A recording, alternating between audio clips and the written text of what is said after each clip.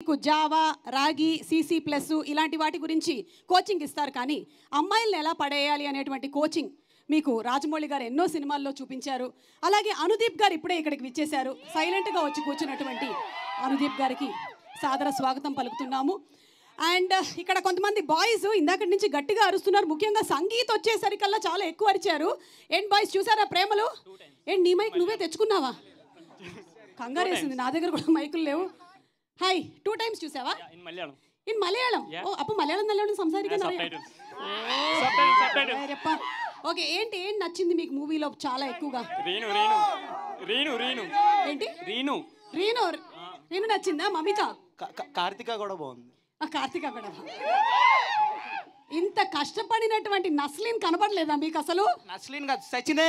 నాకు only Sachin character గుర్తుంది, గుర్తుండిపోయింది. ఆ ఇంపాక్ట్ అది. మరి సో ఇంపాక్ట్ అలా ఉందంటే సినిమా అంత వేగంగా సక్సెస్ఫుల్ గా దూసుకొని వెళ్ళిపోతుంది. తెలుగులో కూడా మన తెలుగు ఆడియన్స్ అంటే సినిమాల్ని విపరీతంగా అభిమానించేటువంటి ఎక్కడైనా సరే సినిమా బాగుంది అంటే ఫస్ట్ వెళ్ళి చూసేది ఎవరు? మన అభిమానమే కదా మన ఆర్ఆర్ఆర్ ని ఆస్కార్ వరకు తీసుకెళ్ళింది. కొంచెం ఎక్కువైందంటావా? మన రాజమౌళి గారే కదా. మీ మలయాళం నా మాత్రం ఉండాలి. ఊరుకో, ఈ మధ్యకాలంలో మనం కంప్లీట్ బ్లడ్ టెస్ట్ లో కూడా తెలుగునే వచ్చింది. నువ్వు ఇట్రా. ఓకే, సో మనకి ఈ సినిమాలో తెలుగులో కూడా ఇంత సక్సెస్ఫుల్ అవడానికి గల కారణం ఏంటి అంటే రాజమౌళి గారు, కీరవాణి గారు, మీ సాక్షిగా చెప్తున్నాను, డైలాగులు తెలుగులో కూడా అంత చక్కగా రాయడం. అలా రాసినటువంటి కుర్రాడు మిస్టర్ ఆదిత్య హాసన్.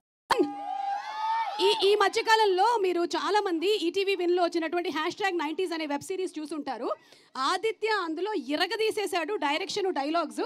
ఇప్పుడు ఇందులో కూడా Aditya, let me please escort you to the stage and I'm starting my new company very soon. Requesting you to please join my company. So ఆదిత్యకి మీరు మ్యూజిక్ ప్లే చేయలేదు కాబట్టి నేనేస్తా. అది కాదు music ఆదిత్యకి. సాంప్రదాయని సుప్పిని సుద్దపో. Ready, 1 2 3. సాంప్రదాయని.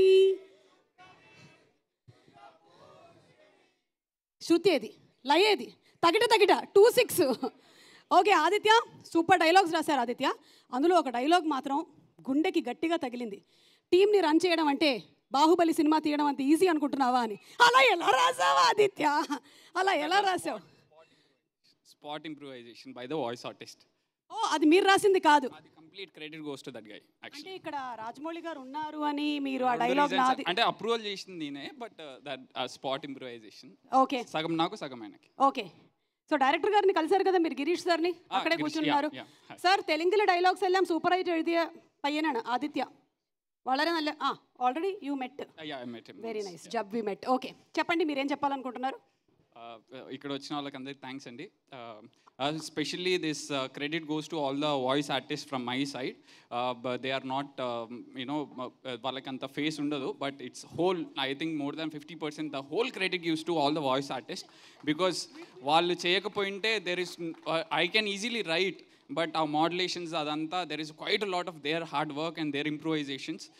It's absolute credit goes to them.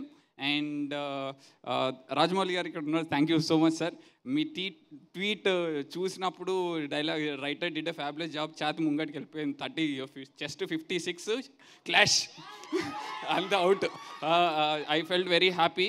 And Anil అన్న, huge admirer of your work.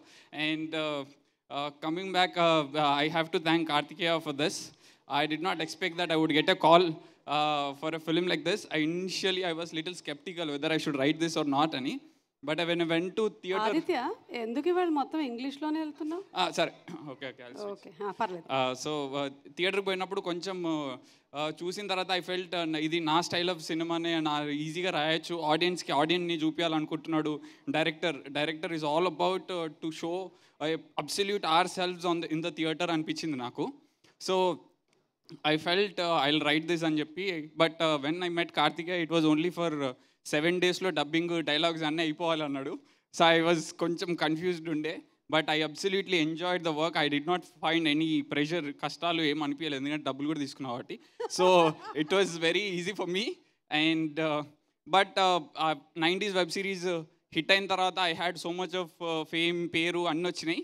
But you know there is one thing ఆ cinema థియేటర్కి వచ్చే మనం సినిమా చూద్దాం అనుకుంటాం, డైరెక్టర్ అయిదాం అనుకుంటాము, సినిమా ఎక్స్పీరియన్స్ అనేది నేను చేయలేకపోయినా అనే ఫీలింగ్ ఉండే. బట్ ఆన్ మార్చ్ 7th ప్రసాద్స్లో నేను పోయి చూసినప్పుడు whole time I was standing and observing only the audience. I found my purpose when they laugh.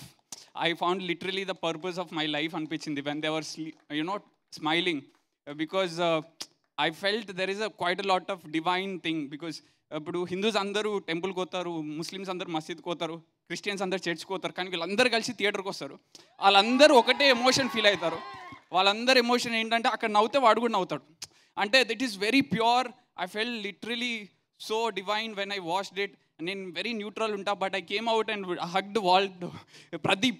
I basically don't do that. I absolutely loved that feeling, and I'm so grateful to the Kartikeya for giving me this opportunity. And thank you so much, and thank you. Thank you Aditya, thank you once again. మీకు hearty